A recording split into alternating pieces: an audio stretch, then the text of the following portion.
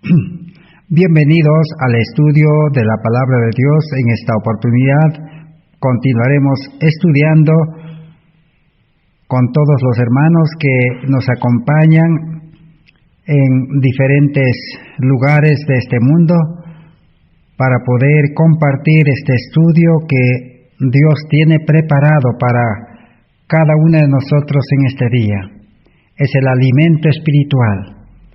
Ese es el mensaje de salvación y ese es lo que el ser humano necesita en este tiempo.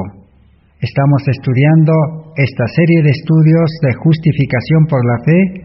Estamos en el estudio número 105 de esta serie.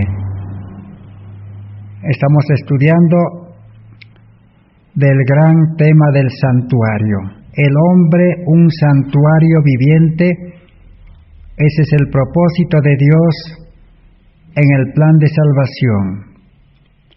En Deseado de todas las gentes, página 132, hemos leído: Dios creó, dice, al hombre para que sea un santuario viviente y para que su Espíritu Santo pueda morar.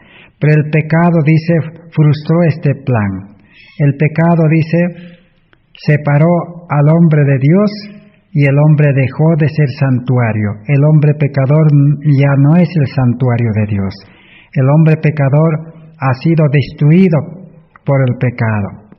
Su vida física, su vida mental, espiritual está en ruinas. Y Dios no puede morar en un santuario destruido y contaminado. Por eso el plan de salvación ha sido dispuesto a un costo infinito para que los seres humanos, por medio del arrepentimiento y el nuevo nacimiento, podamos volver a ser nuevamente el templo de Dios, un santuario viviente.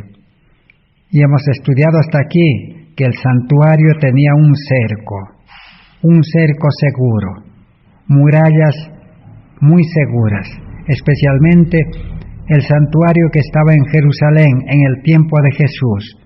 Tenía un cerco, pero muy seguro, de tal manera que el ejército romano no podía ingresar fácilmente a Jerusalén a destruir aquel templo que era el orgullo de la nación judía.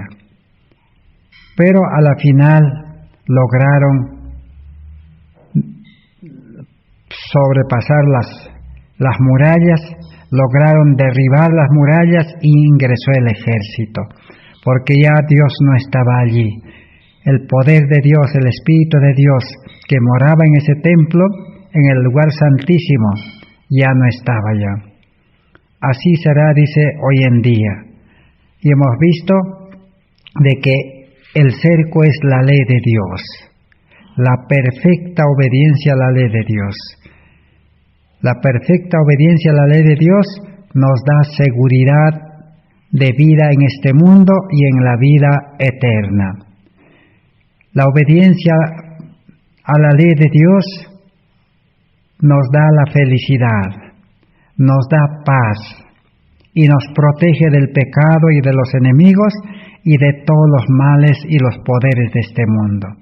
Entonces, por eso necesitamos seguir estudiando acerca de esta muralla. Nuestra gran pregunta en esta oportunidad es: ¿cómo es tener esa ley? ¿Cómo podemos tener esa ley? ¿Y cómo podemos obedecer perfectamente, así como Jesús nos dejó el ejemplo? Ese es el estudio que vamos a continuar. Y los que destruyen este muro son, dice, las zorras del desierto. Hemos leído en el libro de Ezequiel capítulo 13. Todo el capítulo 13 nos habla cómo las zorras del desierto destruyen el muro, ingresan y malogran la vid.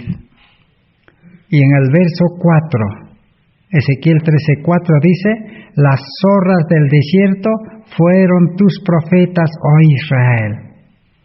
Eran los falsos profetas. Hoy en día también eso mismo acontece. Y los falsos profetas, dice, más adelante en el verso 9, 10, ¿qué hicieron ellos? Dice, engañaron, dice, a mi pueblo diciendo paz, paz. Y construyeron, dice, murallas de barro. Y las murallas de barro, dice, no podrán proteger. O sea, son enseñanzas humanas. O sea, enseñar la palabra de Dios con la sabiduría humana. Utilizar el método humano para obedecer la ley de Dios. Utilizar la fuerza humana para obedecer la ley de Dios. De tal manera que esa obediencia, esa forma de religión superficial externa, lleva al fracaso. Hemos dicho que la salud se derrumba, también la salud mental. A mi pueblo, dice, le faltó conocimiento, dice. No hay conocimiento verdadero cuando la mente está derrumbado. La mente está de miedo, hay temor, hay estrés. Y si hablamos de vida espiritual, el pecador no tiene vida espiritual. Está como los huesos secos que habla el Antiguo Testamento. O Apocalipsis dice, muerto 2 veces. El apóstol Pablo dice, estabais muertos en delitos y pecados. Esa es la condición de la humanidad sin Cristo, sin una nueva vida. Ahora entonces vamos a seguir estudiando. ¿Cómo entonces se debe de obedecer la ley de Dios?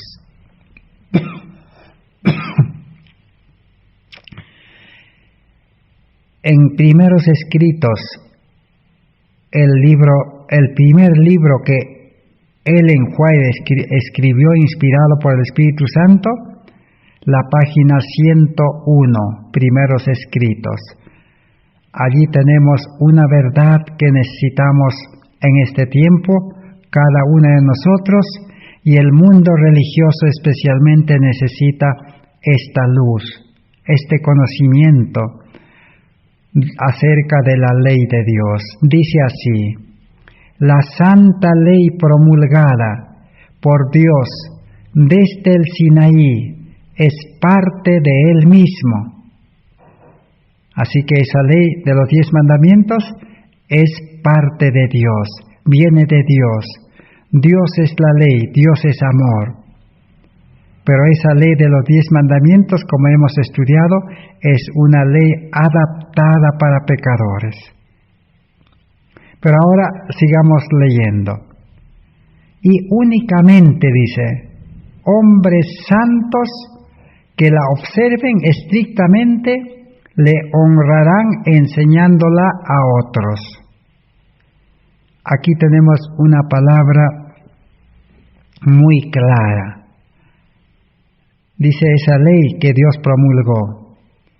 Únicamente, dice. ¿Qué quiere decir únicamente? No hay otra forma. Es la única forma, dice. Que solamente hombres santos que la observen estrictamente y le honrarán enseñándola a otros. Entonces, como Pablo dice en Romanos 7, capítulo 7, la ley, dice, a la verdad es buena, dice. La ley es santa, la ley es justo, la ley es perfecto, dice. Entonces, si es una ley santa, porque Dios es un Dios santo, entonces solamente, únicamente, dice, hombres santos pueden observar estrictamente, o perfectamente, en otras palabras. Si nosotros entonces queremos observar, obedecer, cumplir estrictamente, perfectamente, primero necesitamos ser santos. Eso es lo que nos dice aquí. Y también necesitamos ser santos y observar estrictamente para poder enseñar a otros. Porque si no, la enseñanza no tendrá valor. Eso es lo que nos quiere decir aquí. Entonces, en vano el ser humano pecador se esfuerza, se dedica y hace todo lo posible en obedecer los mandamientos de Dios o la palabra de Dios. También eso está en la Biblia, dice, imposible, dice, Romanos capítulo 8, 1 al 10. Es imposible que el hombre carnal, dice, pueda sujetarse o pueda obedecer la ley de Dios. Ahora vamos a leer Exaltada Jesús 144. Exaltada Jesús 144 nos da la respuesta.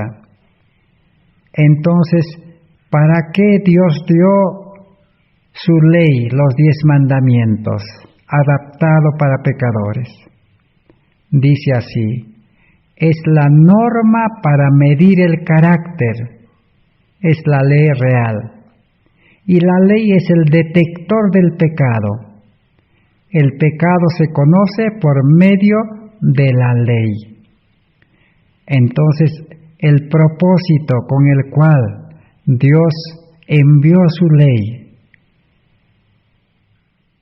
es con este único objetivo, para poder medir el carácter, para poder determinar qué clase de carácter el ser humano tiene.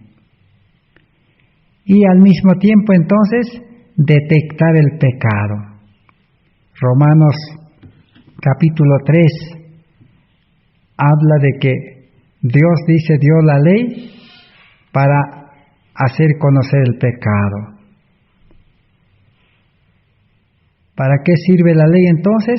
Su propósito es para medir el carácter y para detectar el pecado.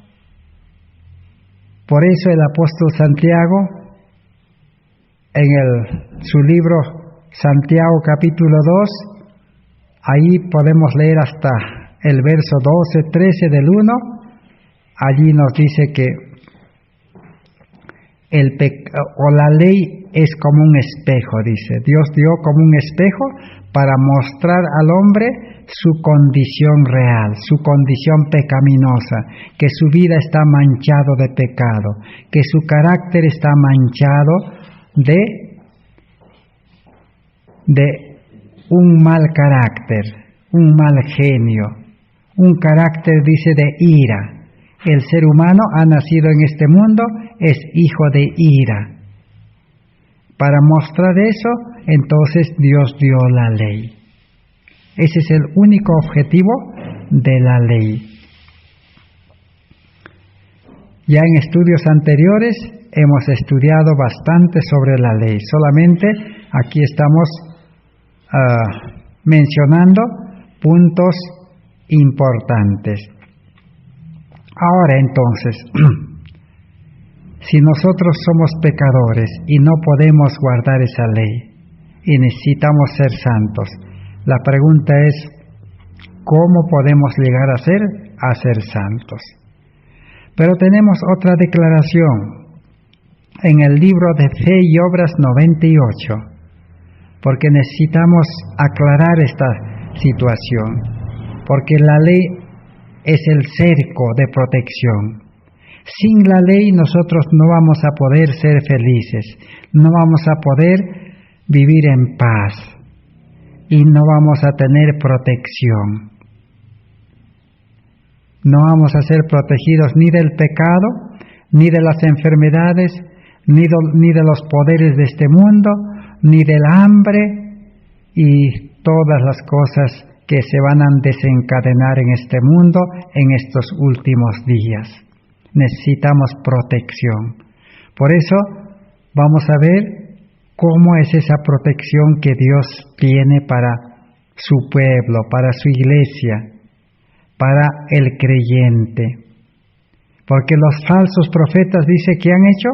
Han hecho, dice, un cerco de adobe, de tierra. Y eso se va a derrumbar, dice. Así está representado la enseñanza de la religión humanamente. Ahora entonces vamos a leer en Fe y Obras 98. Dice: Cristo no nos salva mediante la ley, pero tampoco nos salvará en desobediencia a la ley. Así que la salvación no es por medio de la obediencia a la ley. Necesitamos entonces seguir estudiando para comprender eso. Pero tampoco dice: al cielo no entrará ningún desobediente a la ley. Leeremos ahora Mensajes Selectos, tomo 1, 426. El que está intentando alcanzar el cielo por sus propias obras al guardar la ley, está intentando un imposible. El hombre no puede ser salvado sin obediencia, pero sus obras no deben ser propias. Cristo debe efectuar tanto el querer como el hacer por su buena voluntad. Todo lo que el hombre pueda hacer sin Cristo está contaminado con egoísmo y pecado, pero lo que se efectúa mediante la fe es aceptable ante Dios. Así que definitivamente la salvación no es por obras de la ley. La Biblia dice: no es por la justicia de la ley. El pueblo de Israel que iba, dice, tras una ley de justicia, no alcanzó justicia y se perdieron. Y cuando el dueño de la ley vino, ellos lo crucificaron al dueño de la ley, que es Cristo. Entonces, si la salvación no es por la obediencia a la ley, pero por otro lado vamos a ver que nadie entra al cielo, vuelve al cielo, a la vida de justicia, sin obediencia. Pero aquí está la aclaración. Pero sus obras del cristiano no deben ser propias, sino Cristo debe obrar, dice, efectuar, tanto el querer como el hacer. Porque todo lo que el hombre pueda hacer sin Cristo está contaminado con egoísmo y pecado. Es cierto que el ser humano puede prestar la mejor obediencia, pero la mejor obediencia, por más sincero que sea, esa obediencia está contaminado de pecado y de egoísmo. Entonces Dios no va a aceptar. Necesitamos primero a Cristo, dice. Eso es lo que necesitamos saber. ¿Y qué es Cristo? La pregunta. ¿Cristo no será la ley? Ciertamente Cristo es la ley. Porque la ley de los 10 mandamientos está estructurado en base a los principios del amor. Los primeros 4 mandamientos es amor a Dios y los 6 restantes amor al prójimo. Y ahora preguntamos entonces, la ley de los 10 mandamientos es amor a Dios, amor al prójimo. Y ahora preguntamos, ¿Dios es amor? ¿Cristo es amor? ¿El Espíritu Santo es amor? Realmente es amor. Entonces Cristo es la ley real, como dice Santiago, capítulo 2. Cristo es el amor, porque Cristo vino, dice, por amor. Dios amó al mundo y envió a su Hijo. Y Romanos 5:5 dice que el Espíritu Santo es amor y Él es el que derrama el amor en los seres humanos, en su mente, en su corazón. Entonces ya podemos ir comprendiendo claramente este asunto. Cristo es la ley, Cristo es el amor. Por eso el pecador primero necesita a Cristo en su vida, en su corazón, para que pueda guardar los mandamientos de Dios. Pero ya no será el que guarda Él, sino Cristo. Esa es la diferencia. Avancemos en nuestro estudio. Mensajes Selectos, tomo 3, 173. Dice: no es la ley la que santifica a nadie, ni es la que nos salva, pero esa ley está en pie y proclama: arrepentíos para que vuestros pecados sean borrados. Entonces el pecador va a Jesús, y cuando el pecador promete que obedecerá los requerimientos de la ley, el Señor borra las manchas de su culpa y lo libera y le da poder para con Dios para obedecer la ley. Entonces aprendemos otra lección más. Primero hemos aprendido que la ley no salva. La obediencia a la ley no salva a ningún pecador. Pero ahora viene la segunda lección. La obediencia a la ley no santifica a nadie. Entonces, ¿cuál es el objetivo de la ley? El propósito de la ley, el trabajo de la ley. ¿Por qué Dios envió la ley? Dice, para proclamar arrepentimiento. Dice, arrepentíos y convertíos. O sea, la ley, su propósito es decir al pecador que es pecador, está lleno de pecado, y decirle que necesita arrepentimiento. Y arrepentimiento va a encontrar en Cristo. Jesús le va a perdonar, si es que Él promete y está dispuesto a obedecer la ley. Pero no necesita obedecer la ley para ir a Jesús. Jesús no le va a preguntar: ¿has obedecido mi ley? ¿Has cumplido mi palabra? No le va a preguntar. Sino, lo que le va a preguntar es: ¿eres pecador o no eres pecador? ¿Estás dispuesto a dejar el pecado o no? ¿Estás dispuesto a obedecer, a vivir una vida santa? Eso es lo que Jesús va a preguntar. Ahora sí, le va a liberar del pecado y le va a dar, dice, poder para obedecer la ley. Entonces, la ley no santifica a nadie. Entonces, ¿qué necesita? Hay un párrafo en el Espíritu de Profecía, podemos leer en este libro, vamos a leer, o en el libro de Primeros Escritos hemos leído ya, página 101, ¿qué decía? Únicamente hombres santos son los que pueden observar estrictamente. Entonces, la ley, como dice aquí, no santifica a nadie, sino la ley pide hombres santos. Solo los hombres santos pueden obedecer la ley. Pero el hombre santo recibe la santidad, la justicia, por medio de Cristo. Por eso la ley es el ayo, dice, que nos lleva a Cristo, Gálatas 4:24. Ahora vamos a leer en Deseado de todas las gentes, 231. El trabajo de la ley. Pero no sucede así. Cuando pedimos liberación del pecado, Cristo quiere limpiarnos del pecado y hacernos hijos suyos y habilitarnos para vivir una vida santa. Nos decía que solo los santos pueden observar estrictamente, guardar estrictamente la ley, en su amplitud, en su perfección.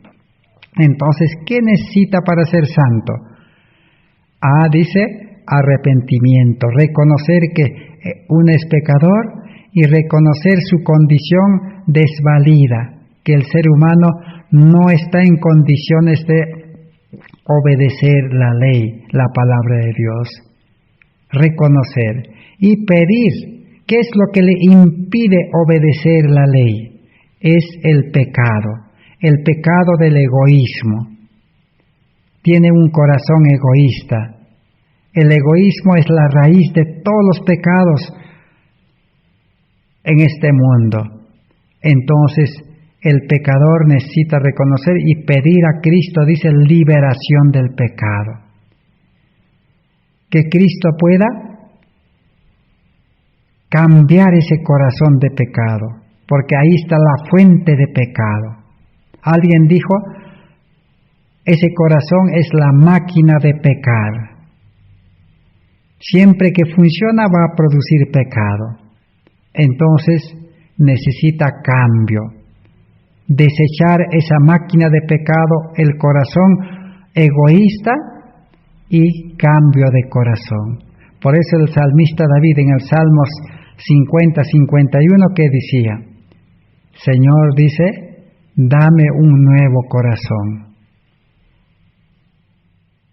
Y en ese nuevo corazón, ese es el templo del Espíritu Santo, un nuevo templo donde Cristo pueda morar. Y si Cristo mora, Él es el amor. Cristo es la ley. Cristo es la ley viviente. Entonces, así el pecador pide liberación y Cristo le limpia de pecado.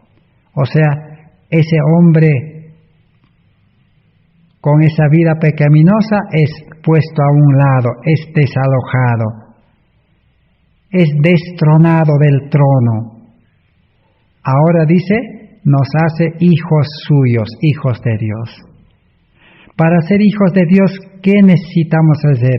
¿Cómo es que un hijo aparece en una familia en este mundo? Un hijo es engendrado.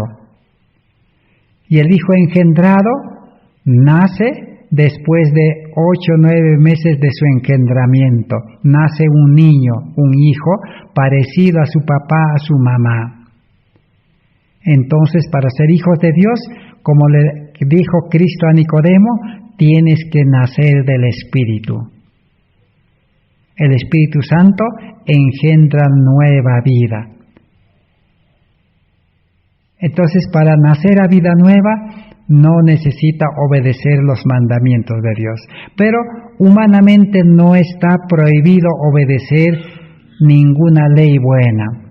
Y si los 10 mandamientos son buenos, la palabra de Dios es buena, el hombre tiene libertad de obedecer. Pero esa obediencia no cuenta para su salvación, porque nadie va a ser salvo por la obediencia.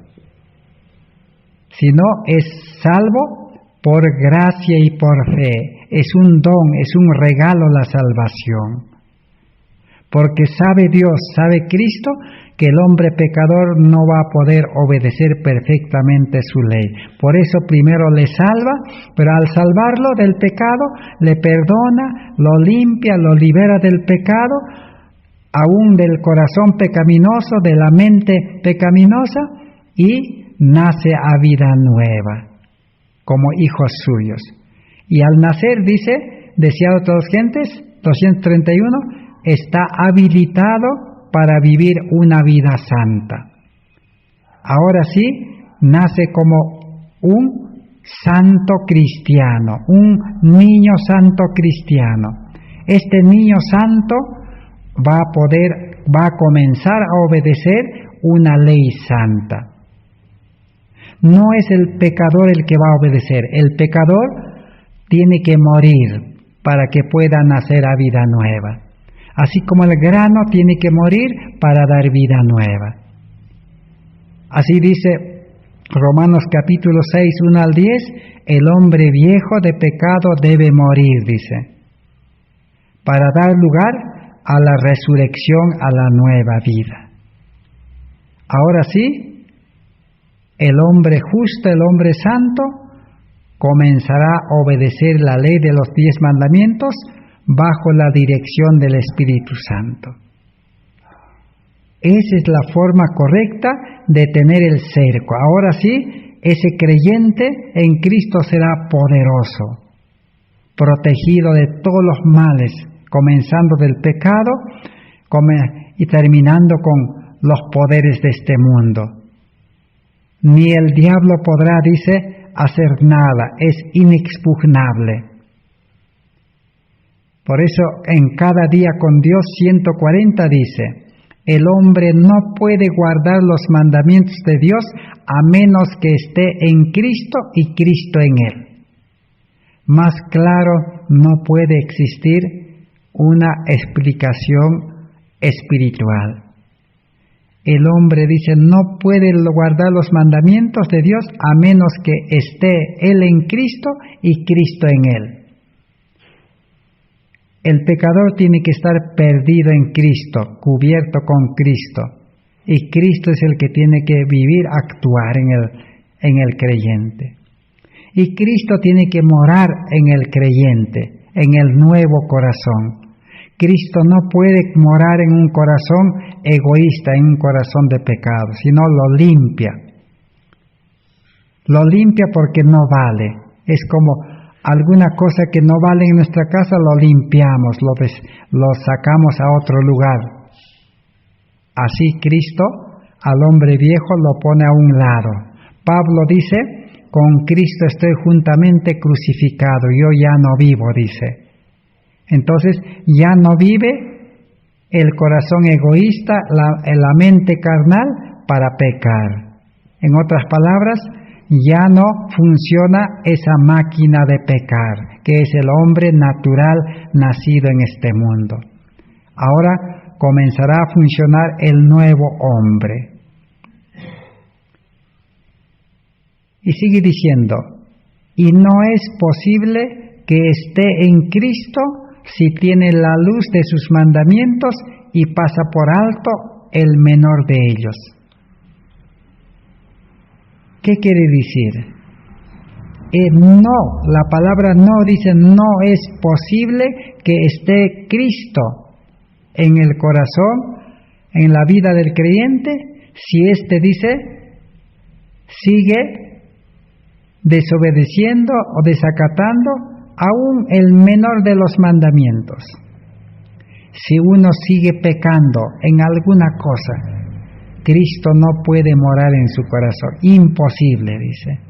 Donde Cristo mora, porque Él es la luz, dice. Donde está la luz, ya no hay tinieblas. El apóstol Juan escribe en su libro, ¿no? El que está en luz, dice, no aborrece a su hermano. En 1 Juan, capítulo 2, capítulo 3. El que está en tinieblas, aborrece a su hermano. El que está en luz, dice, ama a su hermano. El que está en luz no puede pecar, no puede estar en tinieblas. La palabra de Dios es sencillo y claro. Cristo dice, yo soy la luz del mundo. Y si ustedes, dice, tienen la luz, no andarán en tinieblas. O sea, una vida de santidad, una vida sin pecar, una vida de justicia, una vida limpia, depende de tener a Cristo en el corazón, Cristo en la mente, Cristo en la vida. Por eso Pablo decía, yo ya no vivo, Cristo vive en mí. Y la vida que ahora vivo, la vivo en la fe del Hijo de Dios, Gálatas 2:20. La garantía de tener vida santa es Cristo. Y si tenemos una vida santa en Cristo, entonces comenzaremos a obedecer, dice, todos los mandamientos estrictamente, perfectamente, no fallaremos ni uno. Por eso Jesús, cuando estaba en esta tierra, ¿qué decía?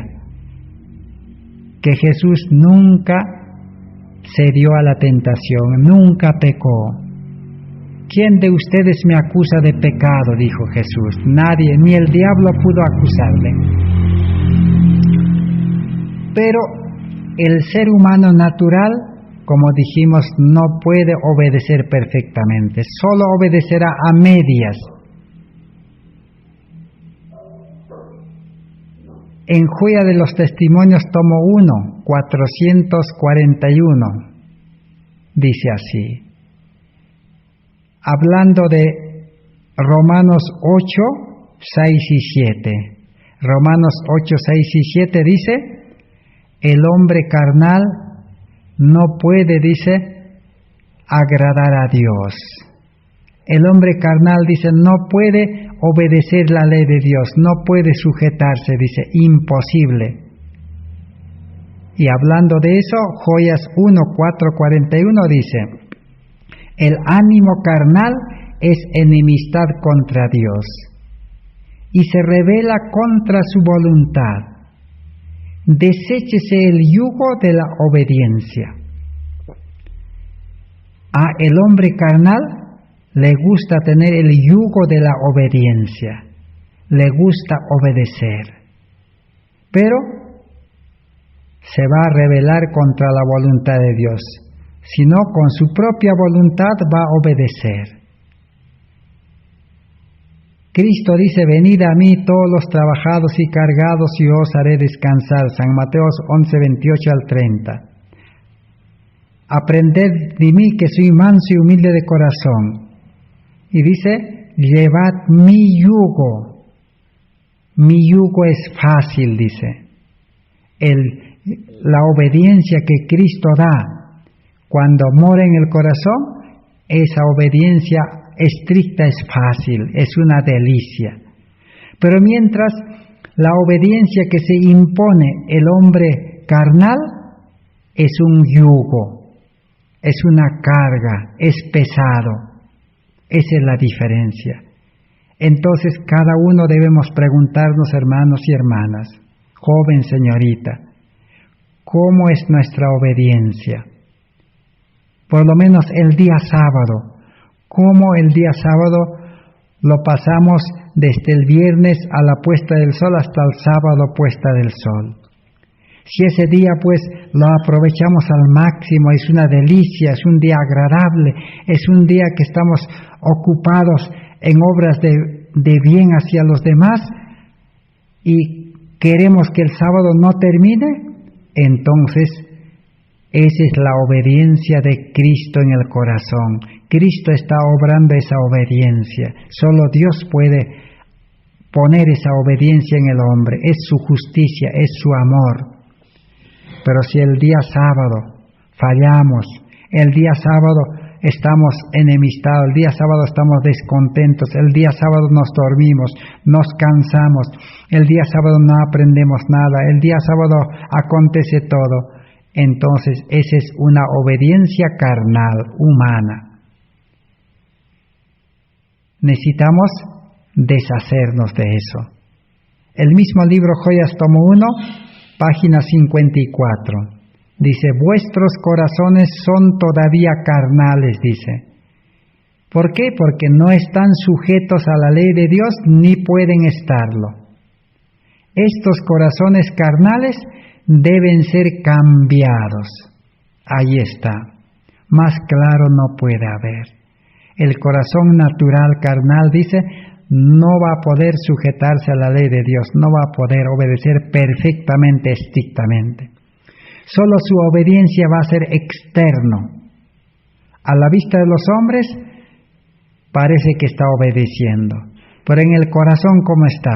El corazón, su mente, sus pensamientos, sus deseos están descontentos, están de ira.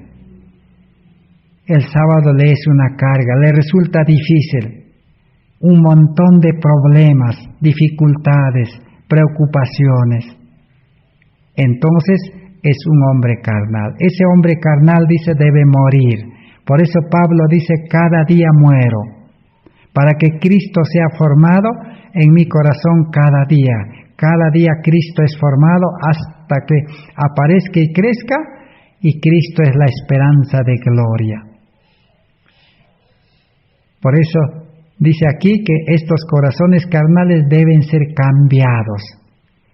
Cuando la Biblia habla de corazón, ¿de qué habla? Habla de la vida entera debe ser cambiado. Porque el sabio Salomón en Proverbios 4:23 dice, del corazón mana la vida. Cuando la Biblia habla del corazón, habla de la mente mana la vida, o sea, se refiere a la vida antigua, la vida vieja, la vida carnal, la vida humana, la vida de sabiduría humana debe ser cambiado. Para cambiar hay que desecharlo. Decir, Señor, te entrego mi vida que no vale. Porque con mi vida, con mi mente carnal, mi conocimiento y todo lo que soy, no puedo enfrentar a este mundo ni al pecado y no vivo feliz, estoy vacío, todo me falta y todo anda mal. Estoy de miedo, estoy de temor. Señor, no merezco, no valgo, miserable hombre de mí. Ahora sí el Señor va a cambiar otra vida. Él es creador, dice, va a crear nueva vida. Ahora entonces viene la siguiente pregunta. Entonces, ¿cómo entender la ley de los 10 mandamientos? De Éxodos capítulo 20. En Testimonios para la Iglesia, tomo 5, 445, también se encuentra en Maravillosa Gracia de Dios, 266. Dice así: la ley de los 10 mandamientos, dice, sus leyes no son imposiciones arbitrarias. Todo lo que dice no, o sea, no matarás, no adulterarás, no robarás, no hablarás falso testimonio, no codiciarás, todo lo que dice no, ya sea que se aplique a la ley física o a la ley moral, contiene o implica una promesa. Aquí la diferencia. Para un ser humano natural, carnal, sin amor en el corazón, sin Cristo en el corazón, sin el Espíritu de Dios, sin vida nueva, solamente son prohibiciones arbitrarias que no hay que hacer. Hay que privarse de hacer. Así el ser humano natural, con mente carnal, sabiduría del mundo, entiende. Pero para un cristiano que tiene a Cristo en su vida, que es nueva criatura, la ley de los 10 mandamientos dice, cada prohibición implica una promesa. ¿Cómo es eso? Reflejemos a Jesús 65. Dios no utiliza medidas coercitivas. El agente que emplea para expulsar el pecado del corazón es el amor. Mediante el amor convierte el orgullo en humildad, la enemistad y la incredulidad en amor y fe. Así que Dios, para poder cambiar al ser humano, para volverlo a vivir una vida de justicia, porque vive una vida de injusticia en este mundo por causa del pecado, para volverlo, para cambiarlo, Dios dice no utiliza medidas coercitivas, o sea, no pone leyes impositivas donde el ser humano tiene que privarse y cuidarse y no hacer las cosas malas. Esa no es la forma de salvación de Dios, dice. Por eso entonces comprendemos que Dios los 10 mandamientos adaptó para seres pecadores solo para mostrar su pecado, mostrarle su carácter y decirle que necesita arrepentimiento y llevarlo a Cristo. Ahí termina su función de esa ley. Pero el ser humano, pues, con la educación del mundo, comenzó a obedecer, sin tener a Cristo en el corazón, sin tener el amor en el corazón, sin tener la ley escrita en el corazón. Y Dios dice, ¿qué emplea para poder expulsar, dice, el pecado del corazón? El amor. El agente que emplea Dios para expulsar el pecado del corazón es el amor. Cuando el amor está en el corazón, el amor de Dios, no el amor humano. No estamos hablando, el hombre natural, nacido en este mundo, no tiene el amor verdadero. Tiene un amor egoísta que Satanás colocó, dice, en todos los seres humanos por causa del pecado. Todos nacen con la herencia de un amor egoísta. Y el amor egoísta, en la mente, en el corazón, ese es la semilla, esa es la raíz, esa es la fuente de todo pecado. Por eso Jesús dijo, del corazón salen, dice, los malos pensamientos, adulterios, pleitos, contiendas, hurtos, engaños, toda clase de mal. Pero Dios emplea el amor para expulsar eso. Donde entra el amor, automáticamente el egoísmo se pone a un lado. No puede convivir el amor de Dios con el amor egoísta del mundo o de Satanás. Así que la persona ahora ya no es orgulloso, dice. Ya no es enemigo de Dios. Ahora tiene fe, tiene amor y es humilde. ¿Qué más?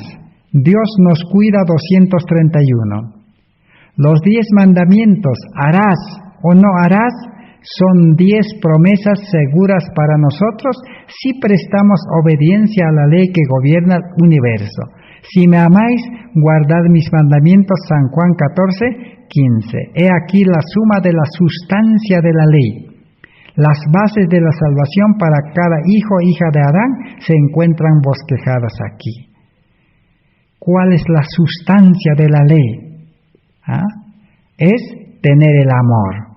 Por eso la Biblia en San Juan 14:15 que dice, si me amáis, guardad mis mandamientos. No dice, ustedes tal como están, guarden mis mandamientos. El ser humano se equivocó, se engañó.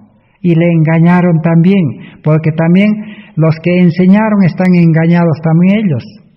Como la Biblia dice, si un ciego guiara a otro ciego, ambos caen en el hoyo.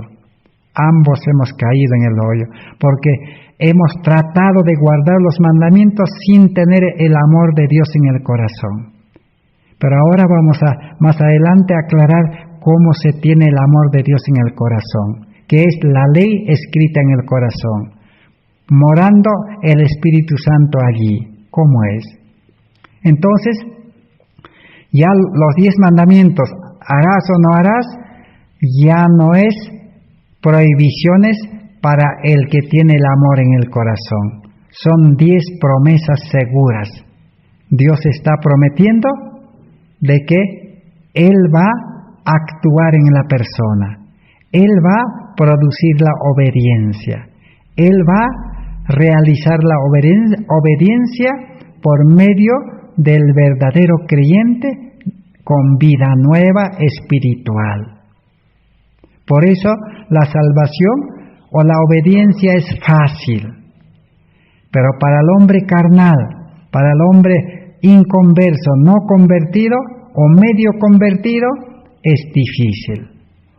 Maravillosa gracia de Dios 266. Dice, Cristo me ha hablado en su palabra y cumplirá cada promesa que ha hecho. Así que entonces, cada mandamiento es una promesa ahora. ¿Y qué es promesa? Es promesa, es algo que Dios va a cumplir. Entonces, en el Salmo 81, allí está explicado la ley de Éxodos capítulo 20. Allí está más claro. Allí dice, si tú tienes a Dios, si tú aceptaste a Dios como tu Padre, y si tú escuchas la voz de Dios, dice, si tú andas con Dios, tú vives con Dios, Cristo vive en tu corazón, no tendrás otros dioses nunca, dice. O sea, para no tener otros dioses, necesitamos tener al Dios verdadero. No es esforzarse, prohibirse de no tener otro Dios. ¿Y cuáles son los dioses de este mundo? El dinero, el amor al dinero, el amor al trabajo, el amor al estudio, el amor a la comodidad, el amor a las modas, el amor a la ciencia, el amor a la ciudad, el amor a todos los placeres de este mundo. Son dioses, ídolos, dice. Y el ídolo más grande, en el corazón está el amor al mundo, un corazón egoísta. Y en esa forma de vida, prohibirnos, ¿no? No querer tener esos ídolos, imposible. Primero necesitamos tener a Dios en el corazón. Una vez que Cristo entra al corazón, ¿qué hace? El apóstol Santiago en Santiago 4:7, ¿crees? Si no me equivoco, dice, someteos a Dios y el diablo huirá de vosotros. Cuando Cristo entra al corazón, ya no hay pecado. Ahí se cumple la promesa de Dios. Si tú tienes a Dios, a Cristo, al Espíritu Santo, el amor, la ley en el corazón, y eres una nueva criatura, entonces difícil que puedas matar. No matarás a otros, ni te vas a matar a ti mismo. Difícil que puedas mentir, engañar. Difícil que puedas fornicar, adulterar. Difícil que puedas codiciar y hablar falso testimonio. Es difícil, imposible. Pero cuando el hombre viejo se levanta y el hombre ahora nuevamente hace su voluntad, entonces nuevamente peca. Por eso Pablo dice en Gálatas capítulo 5, 16, ahora dice, el que ha aceptado a Cristo, el que empezó la vida cristiana correctamente, tiene dos vidas, vida carnal, vida espiritual. Ahora, el libre albedrío ha de funcionar, depende a quién eliges. ¿Quieres servir, obedecer al hombre carnal que eres tú mismo? ¿O quieres servir y obedecer al hombre espiritual? De eso dependerá, dice, la victoria sobre el pecado. O el fracaso y seguir pecando y hundiéndose en este mundo y vivir pues sin protección, sin muralla, sin salud, sin felicidad, sin paz y sin un carácter bueno. Palabras de vida del Gran Maestro 268. Dice, cuando la voluntad del hombre coopera con la voluntad de Dios, llega a ser omnipotente. Cualquier cosa que debe hacerse por orden suya, puede llevarse a cabo con su fuerza. Todos sus mandamientos son habilitaciones o promesas, como hemos dicho. Así que todo lo que Dios ordena a la conciencia, a la mente del ser humano, se puede llevar a cabo, dice, con su fuerza, con su gracia. Bástate mi gracia, dice Dios. Pero ¿cómo uno puede tener a Cristo en el corazón? Es por fe. Por eso dice, el justo vivirá por la fe. El justo obedecerá por fe. Necesitamos entonces una fe poderosa, una fe genuina, verdadera, pero no una fe humana. Ese es otro estudio. Ya hemos estudiado también en los estudios anteriores. Necesitamos la fe de Jesús. Porque si tenemos la vida de Cristo, Cristo viviendo en nosotros, viviremos su vida.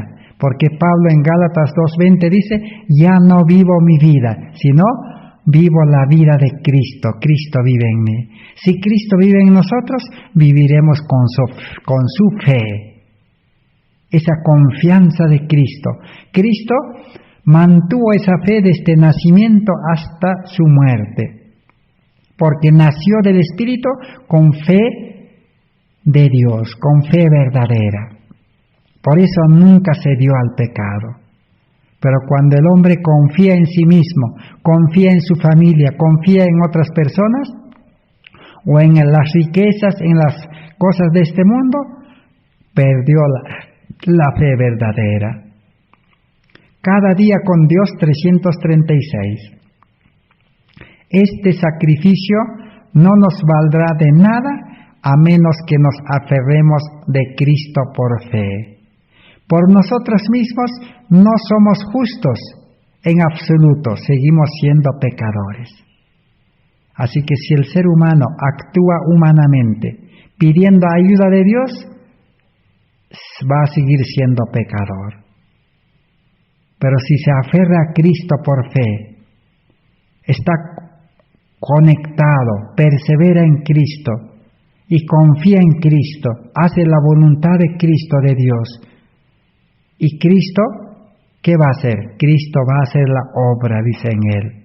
Filipenses nos habla, ¿no?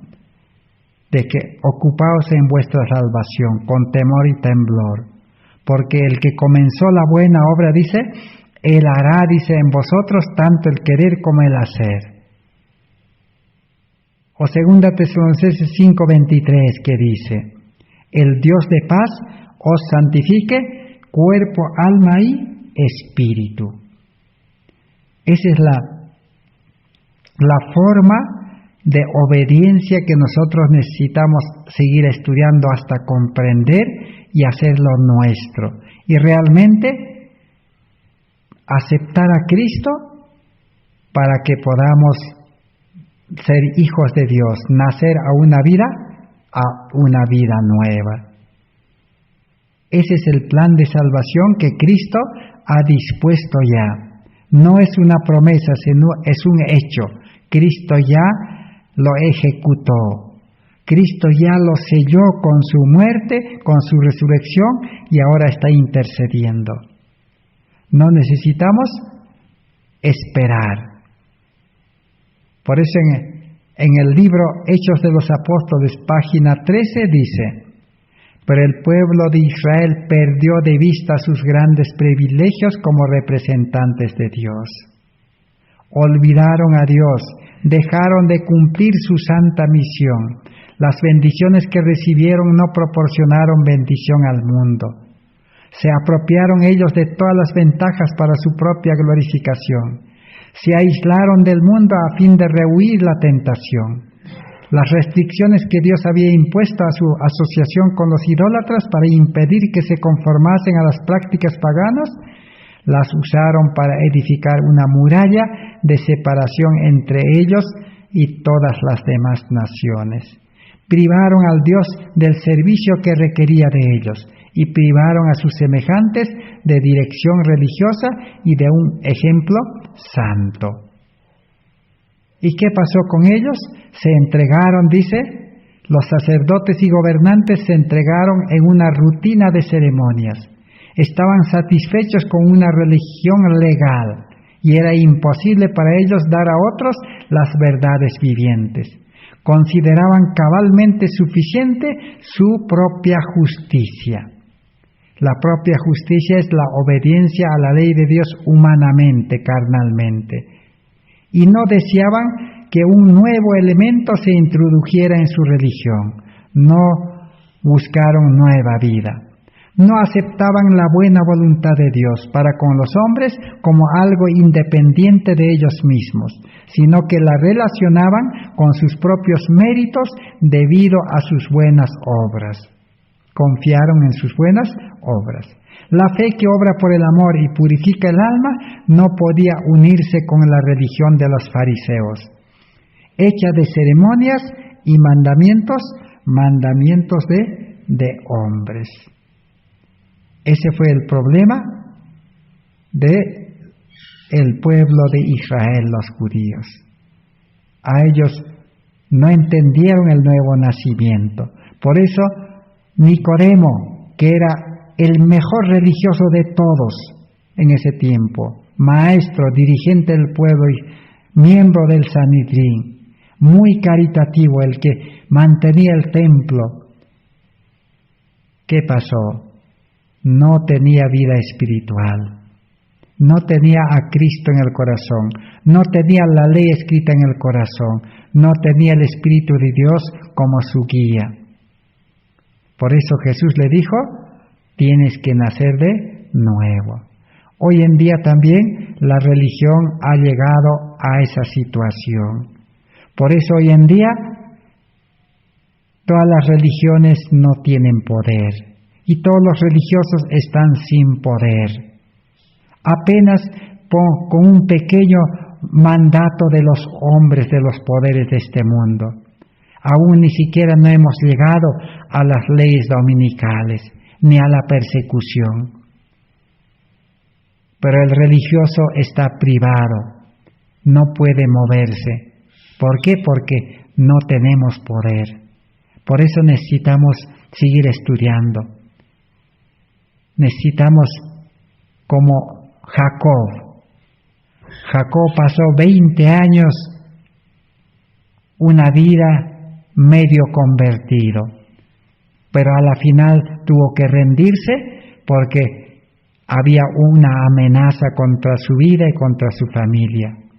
Y ahora también el mundo nos está amenazando, la enfermedad nos está amenazando, todo nos está amenazando. Necesitamos nosotros llegar a ese punto de entrega y conversión completa.